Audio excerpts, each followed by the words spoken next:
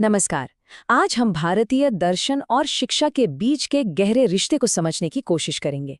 BEd के लिहाज से ये एक बहुत ही ज़रूरी टॉपिक है। तो चलिए इसके फंडामेंटल्स को और एजुकेशन पर इसके असर को आसान भाषा में समझते हैं।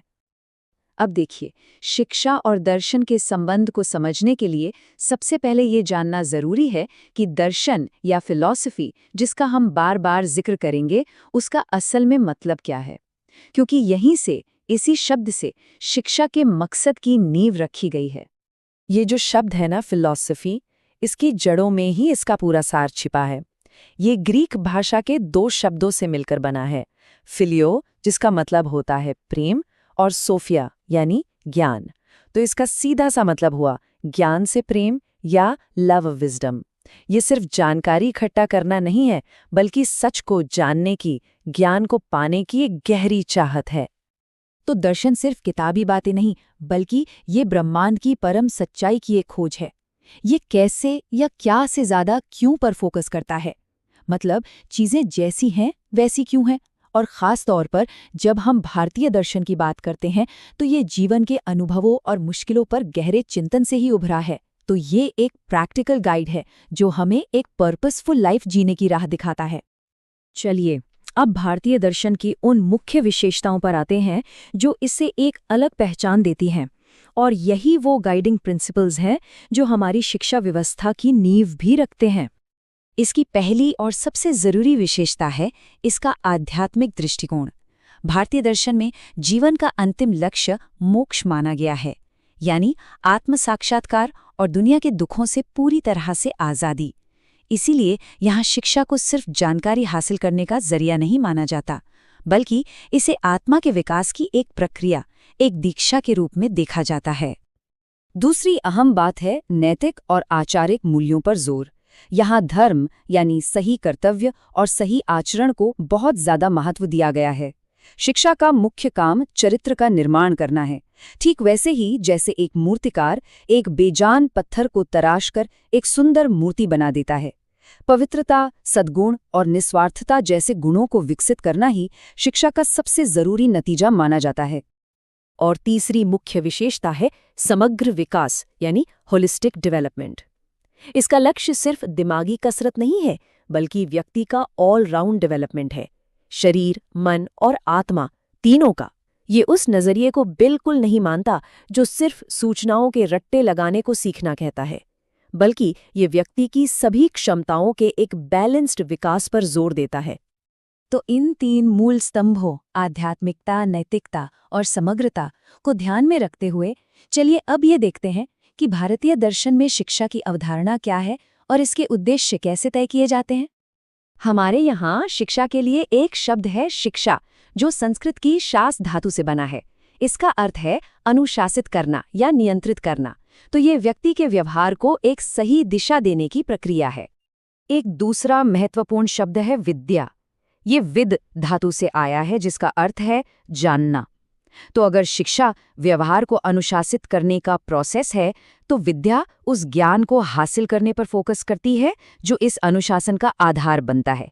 कह सकते हैं कि दोनों एक दूसरे के पूरक हैं। और इन दोनों कॉन्सेप्ट्स का जो सार है वो इस एक श्लोक में छुपा है, सा विद्या या विमुक्तये। इसका मतलब है सच्ची विद्या या शिक्षा वही है जो मुक्ति दिलाए। और ये मुक्ति किससे? अज्ञान से, बंधनों से और दुखों से। यही शिक्षा का परम लक्ष्य है। इसी होलिस्टिक डेवलपमेंट की अवधारणा को महात्मा गांधी के इस प्रसिद्ध कथन से और भी ज्यादा बल मिलता है। वे कहते थे कि शिक्षा का अर्थ बच्चे और मनुष्य के शरीर, मन और आत्मा में जो कुछ भी सबसे अच्छा है उसे बाहर निकालकर उसका सर्वांगीण विकास करना है। तो संक्षेप में कहें तो भारतीय दर्शन के अनुसार शिक्षा के 4 मुख्य उद्देश्य हैं। पहला, चरित्र निर्माण। दूसरा, व्यावसायिक कुशलता ताकि व्यक्ति आत्मनिर्भर बन सके। तीसरा, सर्वांगीण विकास। और चौथा, जो कि अंतिम लक्ष्य है, वो है आत्म साक्षात्कार यानी मोक्ष की प्राप्ति। अब हम बात करते हैं भारतीय शिक्षण परंपरा के एक बहुत ही खास और महत्वपूर्ण पहलू की, और वो है गुरु शिष्य संबंध। इसे भारतीय शिक्षण शास्त्र का दिल भी कहा जा सकता है। ये रिश्ता किसी फॉर्मल कॉन्ट्रैक्ट जैसा नहीं था, बल्कि एक पिता और पुत्र के रिश्ते की तरह था। ये आपसी प्यार, सम्मान और सहयोग पर टिका था। गुरु सिर्फ ज्ञान ही नहीं देते थे, बल्कि शिष्य के हर तरह के कल्याण के लिए भी जिम्मेदार होते थे। गुरु एक बहुत ही विद्वान, आध्यात्मिक और सम्मानित व्यक्ति होते थे। वो सिर्फ एक टीचर नहीं, बल्कि एक गाइड, एक रोल मॉडल और इंस्पिरेशन का सोर्स थे। ऐसा माना जाता था कि गुरु के व्यक्तित्व का छात्रों पर बहुत गहरा असर पड़ता है। वहीं दूसरी तरफ शिष्य से ये उम्मीद की जाती थी कि वो बुद्धिमान, जिज्ञासु और आज्ञाकारी हो। शिष्य ब्रह्मचर्य का पालन करते हुए एक सादा और डिसिप्लिन्ड जीवन जीते थे और गुरुकुल के कामों में भी सक्रिय रूप से हाथ बटाते थे। अब एक बहुत बड़ा सवाल उठता है। ये सब बातें तो बहुत पुरानी हैं, है ना? तो इस प्राचीन दर्शन की आज के मॉडर्न जमाने में क्या रेलेवेंस है? क्या ये विचार आज भी उतने ही जरूरी हैं? इसका जवाब है हाँ, बिल्कुल है। चलिए देखते हैं कि ये प्राचीन ज्ञान आज की दुनिया और हमारे मॉडर्न एजुकेशन सिस्टम को क्या दे सकता है, खासतौर पर आज के दौर की चुनौतियों को देखते हुए। सबसे पहले होलिस्टिक डेवलपमेंट का सिद्धांत। ये हमें याद दिलाता है कि शिक्षा सिर्फ परीक्षाओं और नंबरों से कई बढ़कर है। दूसरा, वैल्यू एजुकेशन। ये चरित्र और नैतिक विकास के लिए एक ठोस नींव देता है, जिसकी समाज में आज बहुत ज़रूरत है।